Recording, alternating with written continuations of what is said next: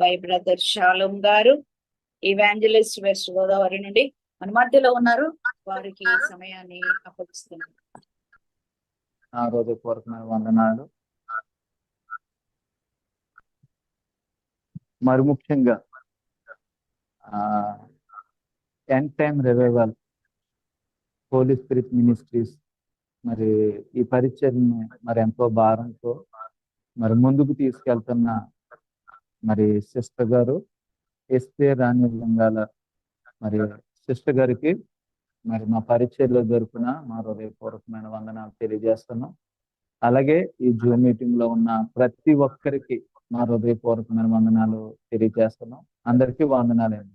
అద్భుతాలు చేసుకుంటూ 2021లో మరి మాకున్న ఒక కొంత పొలాన్ని నమ్మి ఇలాగ మందిరం కట్టడానికి దేవుడు కృప చూపించాడండి. ఆపోయిందా? కాబట్టి అలాగా మరి దేవుడు కృప చూపించి నేటికి 3 చోట్ల పరిచర్య చేయడానికి మరి ఇదైతే మందిరం కట్టం, ఇంకో చోటేమో చిన్న మందిరము రేకుల షెడ్ వేసుకోవడానికి కూడా కృప చూపించాడండి. ఇది మా వ్యక్తిగత పరిచర్య సాక్ష్యము. మరి వాక్యములోకి నేను వెళ్తున్నాను, ఎందుకంటే ఇంకా చాలా ఉన్న విశేషాలు అవన్నీ మీకు లింక్ పెట్టాను. చాట్లో నా సాక్ష్యం వినొచ్చు, పాటలు కూడా రాయడం జరిగింది. ఆ పాటలు కూడా మీరు వినొచ్చు. మరి చిన్న ప్రార్థన చేసుకుని నేను వాక్యంలోకి వెళ్ళిపోతున్నాను, ఎందుకంటే మెయిన్ వాక్యము మరి సిస్టర్ గారు వాక్యం చెప్పాలని అన్నారు కాబట్టి వాక్యంలోకి వెళ్తున్నాను. కాబట్టి ఒక చిన్న ప్రార్థన చేసుకుని వాక్యంలోకి వెళ్దాం. మహాపరిశుద్ధుడగు తండ్రి, నీకు వందనాలయ్యా, కృతజ్ఞత స్తుతులు స్తోత్రాలు తెలియజేస్తున్నాను తండ్రి. సమాధానకర్త అయ్యా, కృతజ్ఞత స్తుతులు స్తోత్రాలు తెలియజేస్తున్నాం ప్రభా. మరి ఎంతవరకు నా సాక్ష్యాన్ని నా జీవితంలో మీరు ఎలాగ నన్ను ఆకర్షించుకుని అయ్యా, నా జీవితంలో నన్ను ఎలాగ రక్షించుకుని పాపము నుండి, వ్యసనాల నుండి, మరణము నుండి, శాపము నుండి నన్ను ఎలాగ రక్షించుకున్నారో అయ్యా, మీ భక్తులు ఎదుట నా సాక్ష్యాన్ని క్లుప్తంగా పంచుకున్నాను ప్రభా. నేను తగ్గించబడాలి, నేను నిష్ప్రయోజకమైన సేవకుని ప్రభా. నా వల్ల ఏది జరగలేదు ఈ దినం వరకు అయ్యా. ఈ పరిచర్య ఎలా జరుగుతుందంటే అది కేవలం నీ కృప అయ్యా. మీరు నా పక్షాన ఉండి మీరు చేయించుకున్నారు అయ్యా. నాకేమీ రాకపోయినా, ఏమీ తెలియకపోయినా, ఎవరు ఆదరించేవాళ్ళు అయ్యా, ఓదార్చేవాళ్ళు ఎవరు లేకపోయినా ఈ ఒంటరి జీవితంలో మీరే మాకు తోడుగుండి అయ్యా అద్భుతంగా నీ సేవను జరిగించుకుంటూ వస్తున్నారు. అందుని బట్టి వందనాలు. విన్నవారికి ఈ సాక్ష్యాన్ని మేలుకరంగా జరిగించండి. అలాగే క్లుప్తంగా కొన్ని మాటలు తెలియచేస్తుండగా పరిశుద్ధాత్మ తండ్రి, మరొక్కసారి నీ పాదాల దగ్గరికి వస్తున్నాము. మాకేమీ రాదు ప్రభా, మీరే ఆత్మ నడిపింపు దయచేసి వాక్యము ద్వారా మా అందరితో మాట్లాడమని యేసయ్య నామములో అడుగుచున్నాము తండ్రి, ఆమేన్ ఆమేన్. మరొక్కసారి మరి ప్రియమైన ఆత్మీయులందరికీ మా హృదయపూర్వకమైన వందనాలు తెలియజేస్తున్నాం. మరి సిస్టర్ గారు ఈ మీటింగ్ అని నాకు చెప్పినప్పుడు నా హృదయంలోకి వచ్చిన అంశం, నేను ప్రార్థన చేసుకున్నప్పుడు దేవుడు ఒకే ఒక అంశం గురించి మాట్లాడమని తెలియజేశాడు. ఆ వచ్చినని చదివి నేను క్లుప్తంగా కొన్ని విషయాలు మీకు తెలియజేసి నా టైంలో మరి 9కి అనుకున్నా, 9కి నేను క్లోజ్ చేసేస్తాను. అపోస్తుల కార్యాలు 1వ అధ్యాయం 8వ వచనంలో ఈ విధంగా రాయబడింది. అయినను పరిశుద్ధాత్మ మీ మీదకు వచ్చినప్పుడు మీరు శక్తి నొందెదరు గనుక మీరు యెరూషలేములోను, యోదయ, సమరయ దేశముల యందంతటను బూదిగ అంతముల వరకును నాకు సాక్షుల యుందురని వారితో చెప్పెను. ఈ మాట యేసుక్రీస్తు వారు వారి శిష్యులతో చెప్పిన మాట అన్నమాట. మరి అంతకుముందే యేసుక్రీస్తు వారు శిష్యుల్ని ఎన్నుకోవడం అనేది జరిగింది, వారి ద్వారా పరిచర్య కూడా జరిగింది. మరి వారిలో కొన్ని లోపాలు ఉండడం కూడా జరిగింది. మరి వారితో దేవుడు వెళ్తూ వాగ్దానం ఇచ్చాడు. లోకా సువార్త మీరు ఆఖరి అధ్యాయంలో మనం చూస్తే, లోకా సువార్త ఆఖరి అధ్యాయం 24 అధ్యాయం 49 వచనంలో ఆయన వెళ్తూ ఒక వాగ్దానం ఇచ్చాడు. నేను చదువుతున్నాను. ఇదిగో నా తండ్రి వాగ్దానం చేసినది మీ మీదకి పంపుచున్నాను, మీరు పైనుండి శక్తి పొందుకోరు వరకు పట్టణములో నిలిచి ఉండండి చెప్పారు. కాబట్టి ప్రియమైన దేవుని ప్రజలారా, మన ఆధ్యాత్మిక జీవితాల్లో నేను నమ్మేది ఏంటంటే, యేసుక్రీస్తు వారు వారిని సేవకు పిలిచినప్పటికీ కూడా వారి పిలుపు ఎప్పుడు పరిపూర్ణమైనదంటే వారు పరిశుద్ధాత్మ అభిషేకం పొందుకున్నప్పుడే వారు ఆధ్యాత్మిక జీవితంలో స్థిరపడమే కాదు, దేవుడు వారిని అభిషేకించుకున్న తర్వాత వారి పరిచర్యలో గొప్ప పెనుమార్పులు జరగడం, దేవుడు వారిని బూదిగంతముల వరకు సాక్షులుగా వాడుకోవడం అనేది జరిగింది. ఈ రోజు మరి ఆ ఉజ్జీవము అనే మాటను మనం పదే పదే పదే పదే వింటున్నాం. ఉజ్జీవం కావాలి, కడవరి వర్షము కొరకు మనం ప్రార్థన చేస్తున్నాం. ఆనాడు యోవేలు మరి ద్వారా దేవుడు తెలియజేసిన ప్రవచనం అపోస్తుల కార్యాలు 2వ అధ్యాయంలో మనం నెరవేరడం అనేది మనం చూడగలుగుతున్నాం. ఇప్పుడు కడవరి వర్షం కొరకే మనము ఎదురు చూస్తూ ఉన్నాం.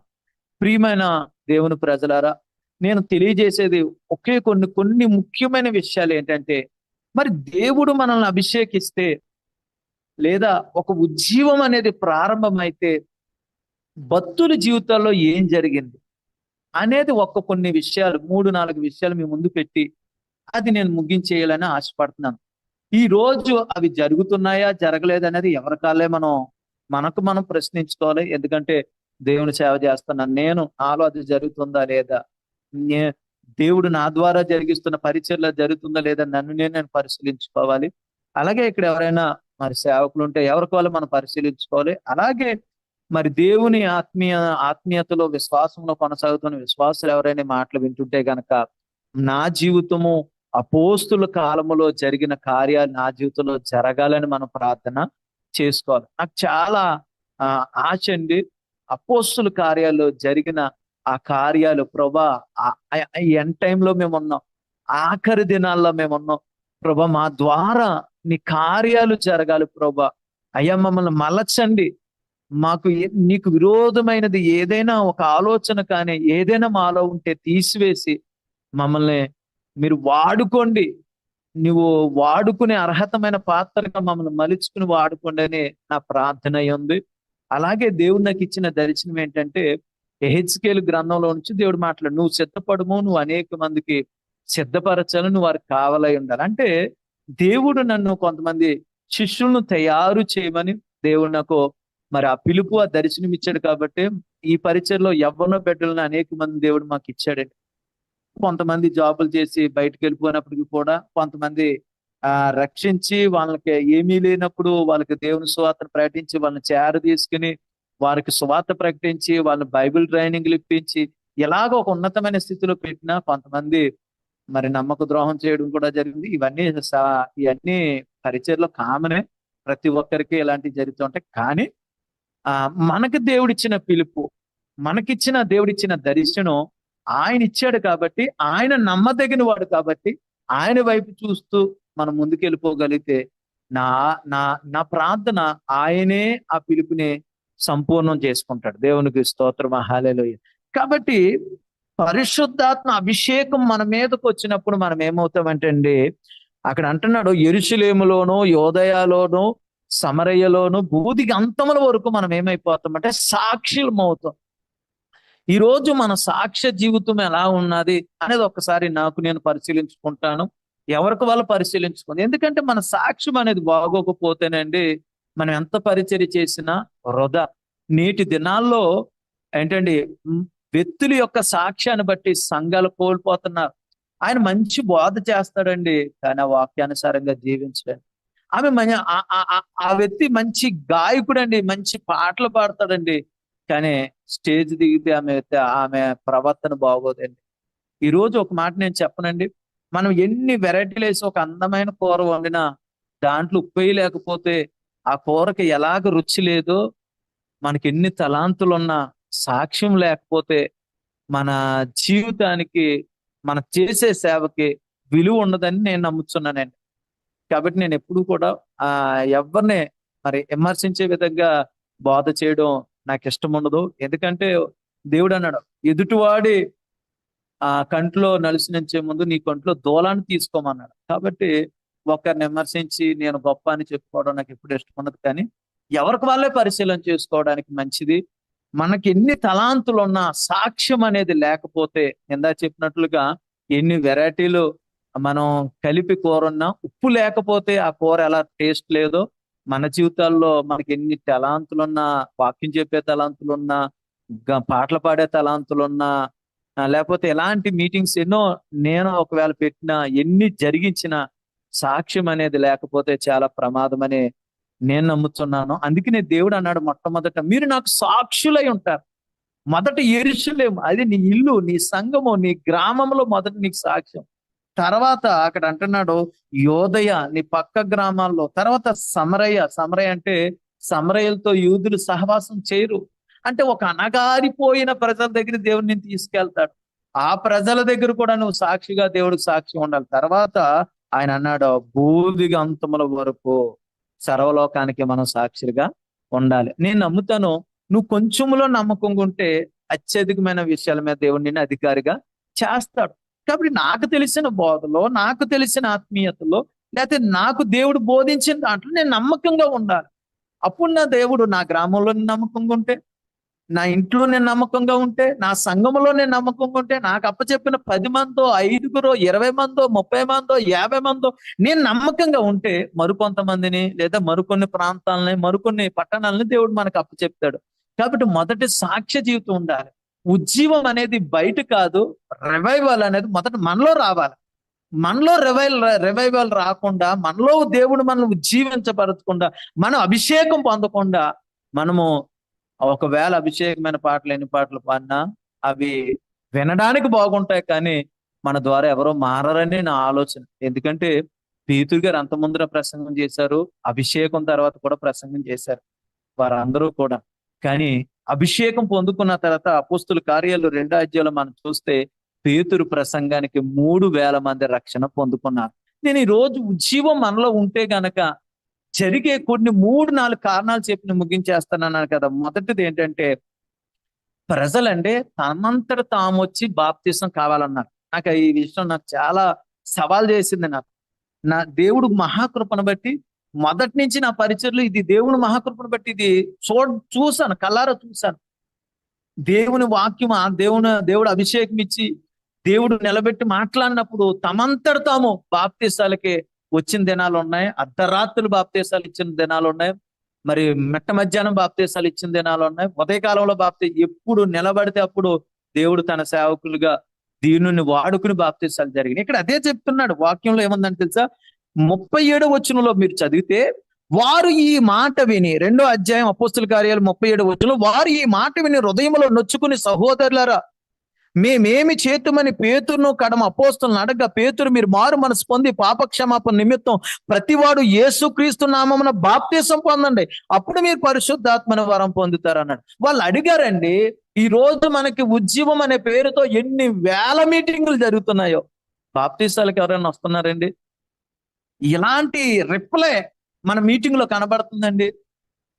కారణం నేను ఒకటే చెప్పగలుగుతున్నాను, మనం దేవుని సరిగా విశ్వసించలేకపోతున్నామేమో, వాక్యాన్ని సరిగా నమ్మలేకపోతున్నామేమో. అభిషేకాన్ని మనము ఈ రోజుల్లో పరిశుద్ధాత్మని గురించి ఎన్ని తప్పుడు బోధలు ఈ లోకంలోకి వచ్చేసినాయో. కానీ ఒకటిగా నేను చెప్పగలను, నువ్వు నమ్మితే ఖచ్చితంగా పరిశుద్ధాత్మ అభిషేకము దేవుడు నిన్ను నింపుతాడు. దేవుడు నీకు ప్రత్యేకమైన అనాయింటింగ్ ఇస్తాడు. నీ ద్వారా నా ద్వారా దేవుడు రక్షణలోనికి అనేక ఆత్మల్ని రక్షించుకుంటాడు. ఉజ్జీవం అనేది స్టార్ట్ అయితే గనక నీలో నాలో, నేను ఒక్కటే నమ్ముతున్నాను, నువ్వు మాట్లాడే 5 నిమిషాల ప్రసంగం అయినా సరే ప్రజల్లో నేనేమి చెయ్యాలి అనే స్పందన ప్రజల్లోకి దేవుడే, పరిశుద్ధాత్మ దేవుడే తీసుకొస్తాం. మన టాలెంట్ వల్ల జరగదండి అది, మన వాక్చాతుర్యం వల్ల జరగదండి అది. పరిశుద్ధాత్మ దేవుడే తన కార్యాన్ని ప్రజల్లో జరిగిస్తారు. కాబట్టి మొట్టమొదటిగా ఏం జరిగిందంటే, వాళ్ళ అభిషేకం పొందుకున్న తర్వాత వారు ప్రసంగిస్తే 3,000 మంది వారంతట వారు హృదయంలో నొచ్చుకుని, నాకు రక్షణ కావాలి, నాకు యేసయ్య కావాలి అని వారంతట వారు వచ్చారు. 2వ మాట, అపోస్తుల కార్యాలు 17వ అధ్యాయము 6వ వచనంలో మనం చూస్తే, అక్కడ వారి గురించి ఒక సాక్ష్యం ఈ విధంగా రాయబడింది.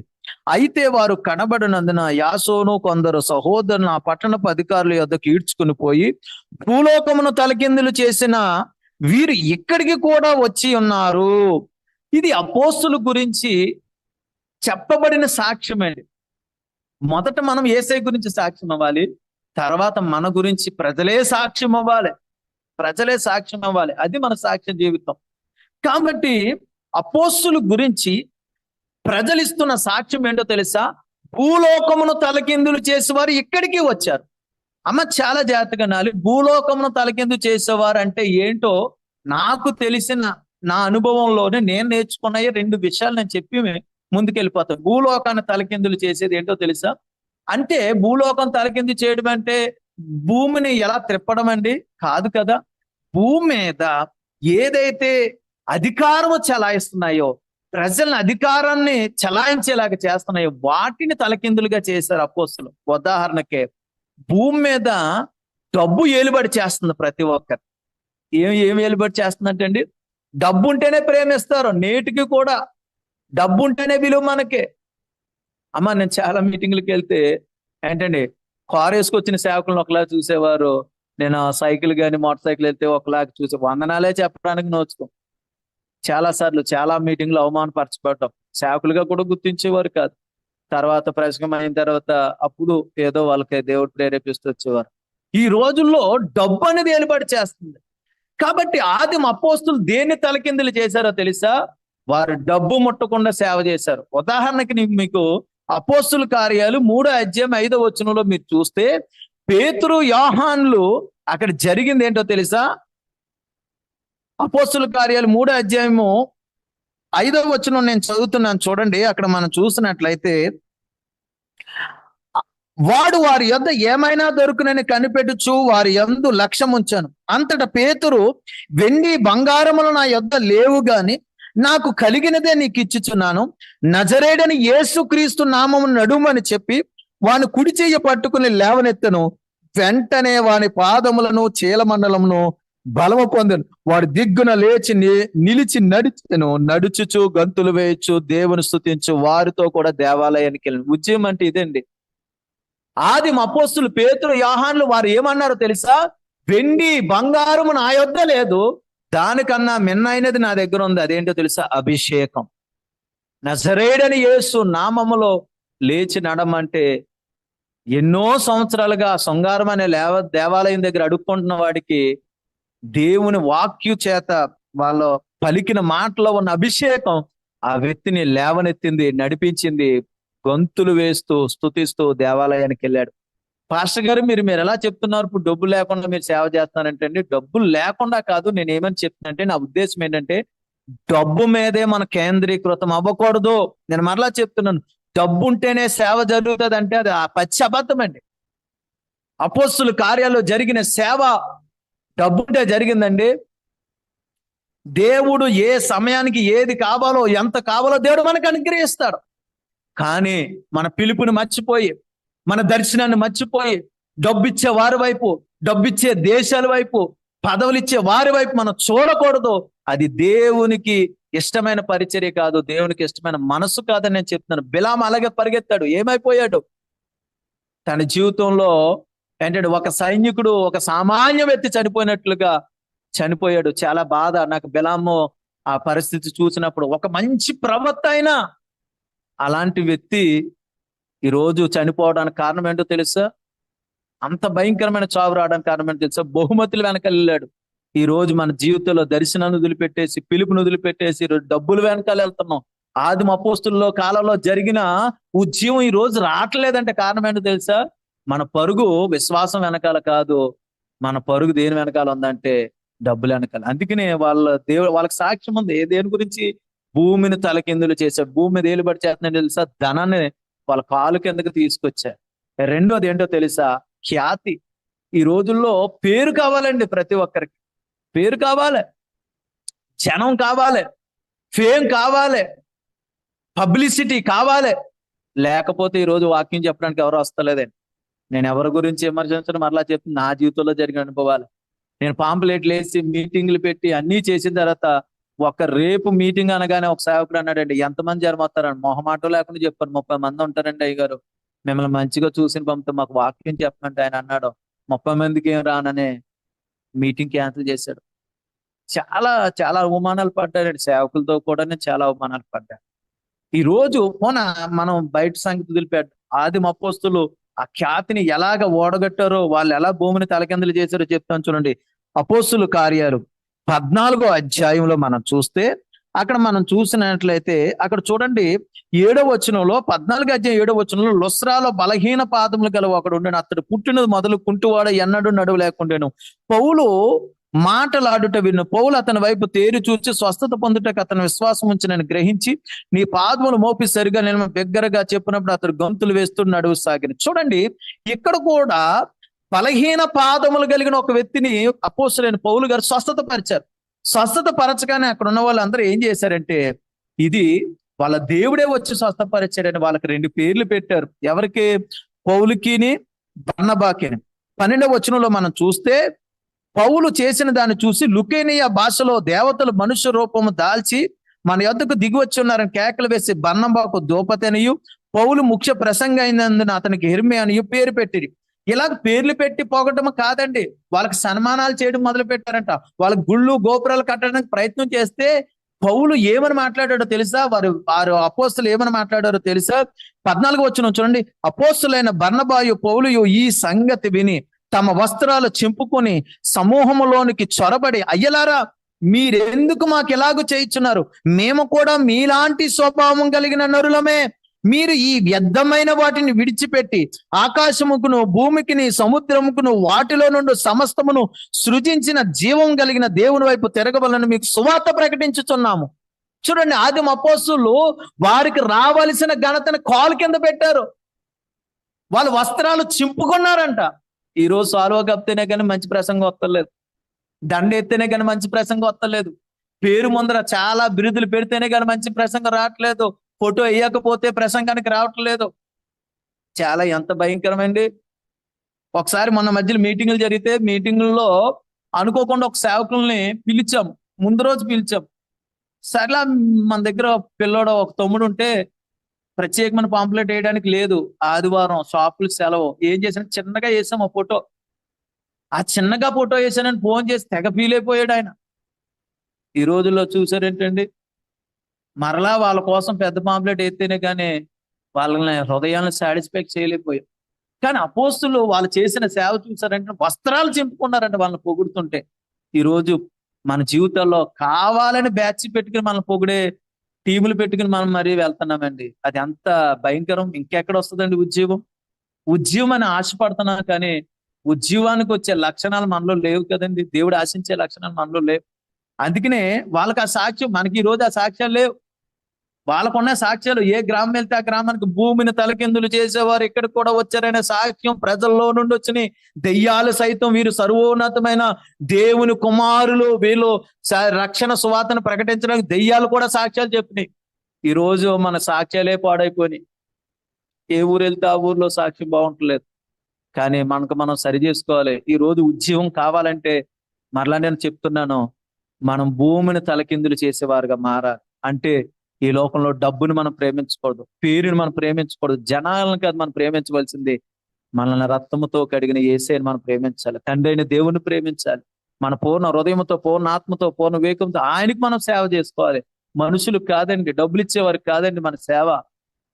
అందుకని అపోస్తలుడైన పౌలు అంటే, నేను మనుషుల్ని సంతోష పెట్టడానికి చూసిన వాడిని అయితే నేను ఎప్పటికీ దేవుని సంతోష పెట్టలేనని చెప్పగలిగాడు. కాబట్టి అటువంటి సేవ, మంచి సేవ చేయాలి. 3వ కారణం చెప్పి నేను ముగించేస్తాను. అదే అపోస్తుల కార్యాలు 19వ అధ్యాయం మనం చూస్తే 17వ వచనంలో మనం చూడగలిగినట్లయితే గనక అక్కడ ఒక మాట ఈ విధంగా రాయబడి ఉందని చదువుతున్నా చూడండి. ఈ సంగతి ఎఫెసులో కాపురమున్న సమస్తమైన యూదులకును గ్రీసు దేశస్తులను తెలియవచ్చినప్పుడు వారందరికీ భయం కలిగెను. కనుక ప్రభువైన యేసు నామం గణపరచబడిను. విశ్వసించిన వారు అనేకులు వచ్చి తాము చేసిన వాటిని తెలియజేసి ఒప్పుకొనిరి. మరియు మాంత్రిక విద్య అభ్యసించిన వారు అనేకులు తమ పుస్తకములు తెచ్చి అందరి ఎదుట వాటిని కాల్చిరి. వారు లెక్క చూడగా వాటి వెల 50,000 వెండి రోకలయ్యను. ఎంత ప్రభావముతో ప్రభువాక్యం ప్రబలించి వ్యాపించారు. చూడండి, ఇక్కడ 3 కార్యాలు చెప్తున్నాను. ఇక్కడ ఏంటంటే పౌలు వాక్యం చెప్పినప్పుడు జరిగింది ఏంటో తెలుసా? యేసయ్య నామం కనపరచబడిందండి. మన మీటింగ్ కి ముందు అరగంట, తర్వాత అయిపోయిన అరగంట సేవకుల గురించి ఎక్కువైపోయిందండి. యేసయ్య గురించి కాదు, మన మినిస్ట్రీల గురించి, మన పేర్ల గురించి, మనం చేసిన ధర్మ కార్యాల గురించి, లేకపోతే మనం ఏదైతే నడుపుతున్నాం ట్రస్ట్ లో, వీటి కోసం పబ్లిసిటీ ఎక్కువైపోయింది ఈ రోజుల్లో. అరగంట అదే తినేస్తుంది మెసేజ్ కంటే. ఒకసారి గమనించండి, దేవుడు అన్నాడు నువ్వు కుడి చేతి చేసింది ఎడం చేతికి తెలియకూడదు అన్నాడు. మరి ఈ వాక్యాలు అన్ని ఏమైపోతున్నట్టు? దేవుడు మనతో మాట్లాడడం లేదండి. ప్రజలు దేవుని యొక్క స్వచ్ఛమైన వాక్యము వినడానికి ప్రజలు వస్తుంటే సగం మందే అయిపోతుంది కదా. ఒకసారి గమనించండి, నాకు నేను పరిశీలించుకుంటేనే దేవుని మాటలు చెప్తున్నాను. నేను పరిశుద్ధునే, నేను ఎప్పుడు నేను చెప్పనండి. యేసై గనపరచబడ్డాడు. వాళ్ళ వాక్యంలో ఎవరు గనపరచబడ్డాడు అంటే యేసై గనపరచబడ్డాడు. రెండోది ఏం జరిగిందో తెలుసా? అక్కడ రాయబడింది 17వ వచనంలో కింద మాట, ప్రభువైన యేసునామం గనపరచబడింది. మీరు ఇంటికి వెళ్ళిన తర్వాత అండర్లైన్ చేసుకున్న మాట, యేసునామం గనపరచబడింది. రెండు, మాంత్రిక విద్యలు అభ్యసించిన వాళ్ళందరూ కూడా వాళ్ళ పుస్తకాలు అట్టుకొచ్చి అంటండి ఆ అగ్ని చేత కాల్చేశారంట. వాటి వెల ఎంతో తెలుసా? 50,000 వెండి రూకలంట. ఈ రోజు వాక్యం చెప్తుంటే ఒక్కడ మారుతున్నారండి అన్యులు. మనకు వచ్చే సాక్ష్యాలన్నీ మన టీంలో ఉన్న సాక్ష్యాలే. కాలు నొప్పి తగ్గింది, తలగా నొప్పి తగ్గింది, ఈ సాక్ష్యాలు ఎక్కువ. కానీ నేను ఇప్పటి నుంచి నా జీవితంలో నేను సత్యాన్ని తెలుసుకున్నాను. ఇప్పటి వరకు నా జీవితంలో నేను సృష్టిని పూజించాను, నేను దేవునికి వ్యతిరేకంగా పాపం చేశాను, ఈ రోజు నుంచి ఇవన్నీ నేను విడిచిపెడతానని అందరి ముందర తీసుకొచ్చి వాటిని పడేసి లేదా వాటిని కాల్ చేసి ధైర్యంగా నేను యేసయ్యని వెంబడిస్తానని మన మీటింగ్లో ఎలాంటి సాక్ష్యాలు వస్తున్నాయండి. ఈ రోజుల్లో ఉద్యమం అంటే ఏంటో చెప్పనండి, చర్చిలిప్పి పెద్ద చర్చలు కట్టుకోవడం, 10 కెమెరాలు చుట్టూరు తిప్పేసి 10,000 మందిని 50,000 మందిగా చూపించడం, ఎలాంటి ఉద్యమం, మన పాంప్లెట్లను పబ్లిసిటీ చేసుకోవడం. ఇది మనకు ఉద్యమం అంటే. ఈ లోకంలో ప్రస్తుతం జరుగుతున్న ట్రెండ్ ఏంటంటే మన కోసం మనం ఎంతగా పబ్లిసిటీ చేసుకుంటామో అదే ఉద్యమం. కానీ బైబిల్ గ్రంథంలో అపోస్తుల కాలంలో జరిగిన ఉద్యమం ఏంటో తెలుసా? మాంత్రికులు మారు మనసు పొంది వాళ్ళు ఎప్పటి నుంచో వాళ్ళకి ఆధారమైన గ్రంథాలను తీసుకొచ్చి కాల్చేశారు. ఈ రోజు మన పరిచర్లు అలాంటి అద్భుతాలు జరుగునుగా. మూడోది ఏంటో తెలుసంటండి, అక్కడ ప్రభు వాక్యము 20వ వచనంలో చూడండి, ఎంత ప్రభావముతో ప్రభు వాక్యము ప్రబలమై వ్యాపించేది. ఈరోజు వాక్యము వ్యాపిస్తుందండి. బాధాకరం, చాలా బాధాకరం. వాక్యం వ్యాపించడం లేదు, మన యూట్యూబ్ ఛానల్ వ్యాపిస్తుంది ఈ రోజుల్లో. చాలా బాధతో మాట్లాడుతానండి. ఎక్కడికి వెళ్ళినా ఏ మెసేజ్ అన్నా ఎవరు పడితే వాళ్ళు మాట్లాడితే ఏంటో తెలుసా? నా ఛానల్ సబ్స్క్రైబ్ చేసుకోండి, లైక్ చేయండి, షేర్ చేయండి. దీనికోసమే ప్రభు పిలుచుకుంది. యేసుక్రీస్తు వారు అరణ్యములో నుంచి బయటకు వస్తేనండి ఆయన ఆత్మ బలముతో వచ్చాడని ఆయన గురించి కీర్తి అంటండి ఆ ప్రదేశం అంతటా వ్యాపించిందంట. మన గురించి మనం చెప్పుకోక్కర్లేదండి. మనలో పరిశుద్ధాత్మ దేవుడు ఉంటే ఆయనే మన గురించి పబ్లిసిటీ చేసుకుంటాడు. కాబట్టి మనం ఈ లోకంలో మనం పబ్లిసిటీ చేసుకోవాల్సిన పని లేదు అని నేను నమ్ముతున్నాను. ఎందుకంటే మన కొరకు పరిశుద్ధాత్మ దేవుడు చేయగలడు, మనలో ఆ యొక్క వాక్య శక్తి మనలో ఉంటే. కాబట్టి ఈ రోజు నేను చెప్పేది ఏంటంటే 3 వచనాలు మీకు చూపించాను. కాబట్టి దేవుడు పరిశుద్ధాత్మ అభిషేకం మనలోకి వస్తే మరలా నేను మొదటికి వస్తున్నాను, ప్రజలు స్వతంత్రంగా రక్షణలోకి రావాలండి. ఈ రోజు బలవంతం చేసిన ఎవడ బాప్తిసానికి వస్తలేదు. మన చర్చిలో ఎప్పటి నుంచో ఉన్న విశ్వాసులు వాళ్ళ పిల్లలు బాప్తిజం తీసుకుంటున్నారు, కానీ అన్యులు బాప్తిసానికి రావట్లేదు. కారణం మన మెసేజ్ల్లో దేవుని శక్తి లేదు. రెండవది, వారు ధనాన్ని తలకిందులు చేశారు, భూమిని తలకిందులు చేశారనే సాక్ష్యంలో ధనాన్ని, ఖ్యాతిని, ఈ లోక సంబంధమైన ఆడంబరాలన్నింటినీ తలకిందులు చేసి వారు క్రీస్తుకు మహిమనిచ్చారు, అభిషేకంతో సేవ చేశారు. కాబట్టి కుంటువారు నడవడం, గుడ్డువారు చూడడం, చనిపోయిన వారు లేవడం అనేది జరిగి నీడపడితేనే లేచారంటే అంత అభిషేకం అండి. ఈ రోజు అలాంటి అభిషేకం ప్రజలకు కొరువైపోయింది. అలాగే మూడవదిగా చెప్పాను, మనం ఈ రోజు అభిషేకంతో నింపబడితే మాంత్రిక విద్యలో అభ్యసించిన వాళ్ళు కూడా వారు సృష్టికర్త అయిన యేసయ్యను అంగీకరించి వారు నమ్ముకున్న వాటిని అన్నిటిని విడిచిపెట్టి స్వతంత్రంగా ప్రభువులోకి రావాలండి.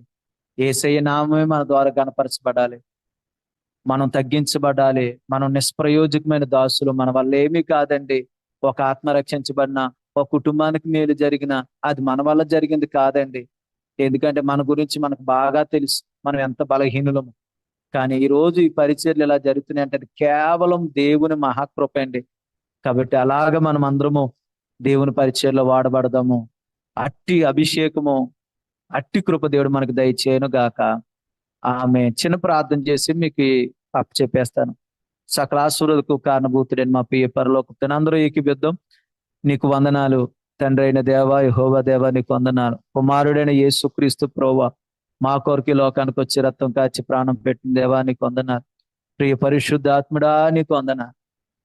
అయ్యా, మా జీవితాల్లో నాతో మాట్లాడవు, మా అందరితో మీరు మాట్లాడారు, మీరు నమ్ముచును. ఈరోజు అయ్యా నా తండ్రి, అయ్యా గొప్ప గొప్ప బ్యానర్ల మీద సేవ జరుగుతుంది, కానీ ఆ బ్యానర్లో ఉన్న అయ్యా నా తండ్రి ఆ పదాలు జీవితాల్లో ఉండలేదు నా తండ్రి. ఆ ఉద్యమం మనుషుల్లో ఉండలేదు, ఆ ఉద్యమం సంఘాల్లో ఉండలేదు. అయ్యా నా తండ్రి, మమ్మల్ని క్షమించమని. మేము నిన్ను అడ్డు పెట్టుకుని అయ్యా ఏదైనా మేము మోసం చేస్తే మమ్మల్ని క్షమించి మన్నించి మా హృదయాలు కడగండి, ఒప్పింప చేయండి. అయ్యా మమ్మల్ని ఇంకా నీతిమంతులుగా, ఇంకా పరిశుద్ధులుగా, ఇంకా నీ స్వరం వినేవారుగా, ఇంకా నీ దర్శనాలు చూసేవారు, ఇంకా నీ హృదయ భారముతో మేము సేవ చేయడానికి మాకు నీ కృప దయచేయండి. నిష్ప్రయోజకమైన దాసులు చేయగలిగిందే చేస్తున్నావు నాత. నీ కృప మాకు సమృద్ధిగా దయచేవి. మేమున్న స్థలాల్లో మా సాక్ష్యాన్ని మేము కాపాడుకుంటూ పవిత్రమైన భక్తి చేస్తూ నేను గణపరిచే కృప మా అందరికీ దయచేయమని. ఈ వాక్యము ప్రభువా విన్న ప్రతి ఒక్కరి జీవితాల్లో ప్రియ పరిశుద్ధాత్ముడా మీరే పని చేయమని, మీరే ఆ విత్తనమును 30 60 100 ఫలింప చేయమని యేసయ్య నామములో అడిగి వేడుకుని పొందుకొనుచున్నాము తండ్రి. ఆమేన్, ఆమేన్. తండ్రి యొక్క ప్రేమ, కుమ్మన యొక్క దీవెన, పరిశుద్ధాత్మక అన్యోన్య సహవాసం ఇప్పుడు ఎల్లప్పుడు మనందరికీ దేవుడు తోడైండి కాపాడును గాక. ఆమేన్, ఆమేన్. ఆమేన్. అందరు పని